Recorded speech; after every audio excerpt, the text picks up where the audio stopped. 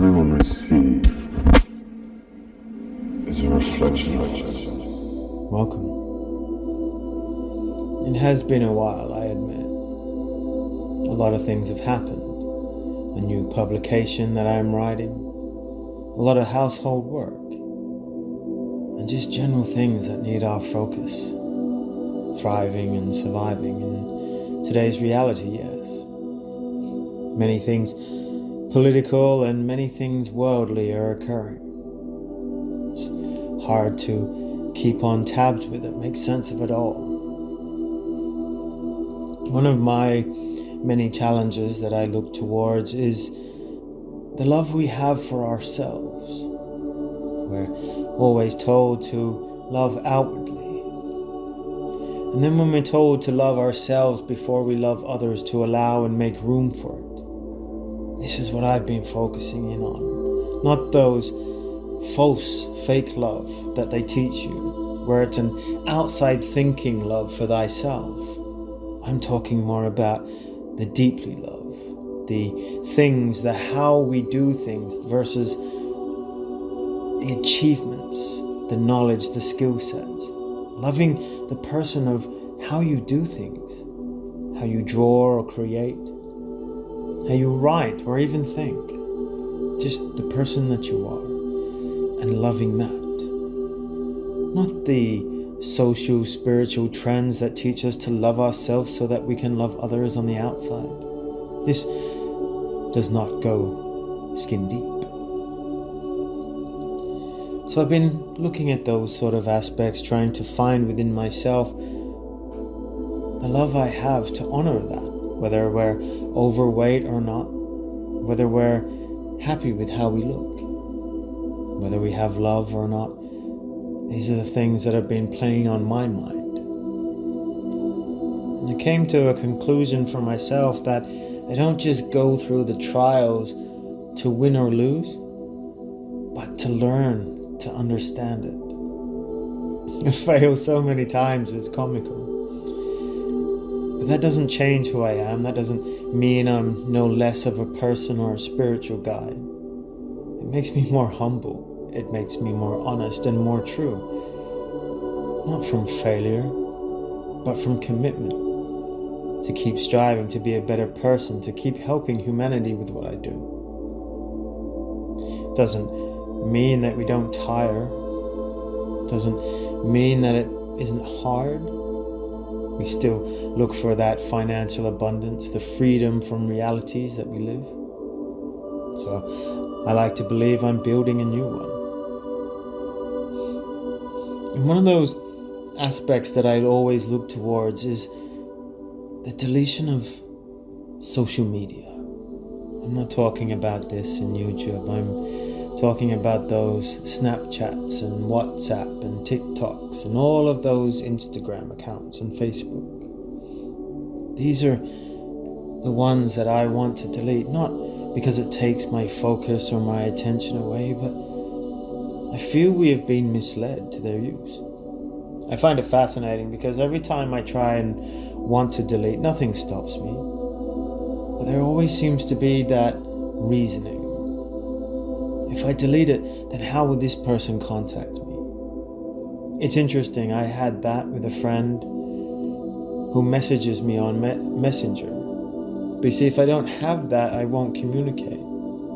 So it's almost a way of it trying to survive, kind of like the ego tries to survive in the self. Social media tries to survive so that you must retain to it. It doesn't stop me. If I want to delete it, I will. And I will. But it's fascinating to see how it holds and how it takes grasp on you. How it attends to your life and tries to dictate what you do in boredom. So there's a lot of this harnessing by shifting the focus from myself away from the things that I love to do. Writing of the publication, the story, to help humanity. So book 1 is finished, and I will begin writing book 2. When will it be released? What is it called? We'll have to watch this space.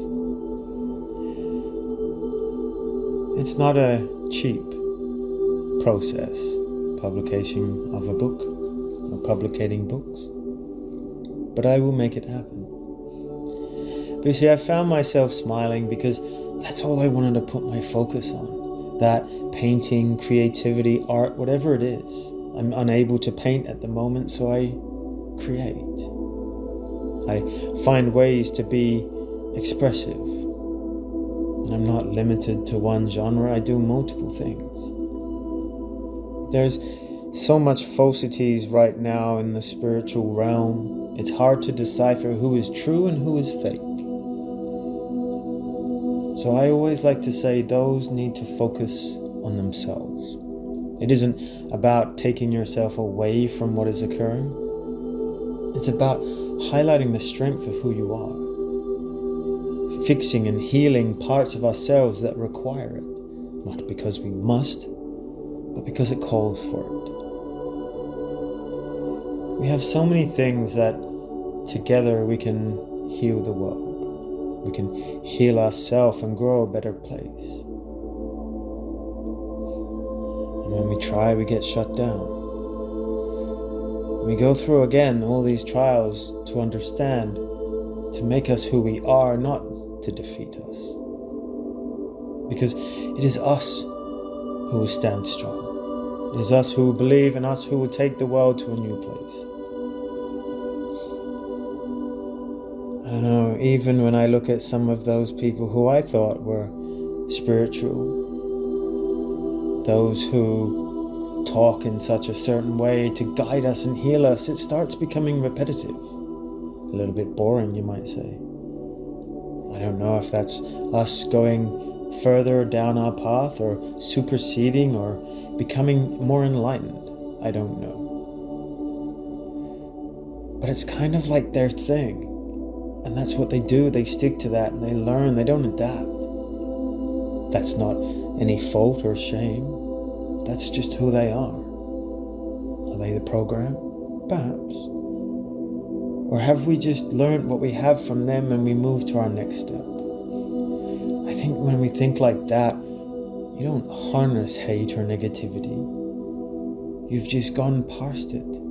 You've used it for what you will, and you've used it to make you a better person or heal those aspects of you that required it. So what about love? Love for the self, love for others, love for humanity. It's hard to see in a world at the moment where love is, when so much of it is drawn by politics and media. But it is changing. It is occurring. And I pray and I hope that everyone, not just myself, is able to feel the financial freedoms and the successes of the world. For we will move into a new and brighter timeline. And that, my friends, is something to witness.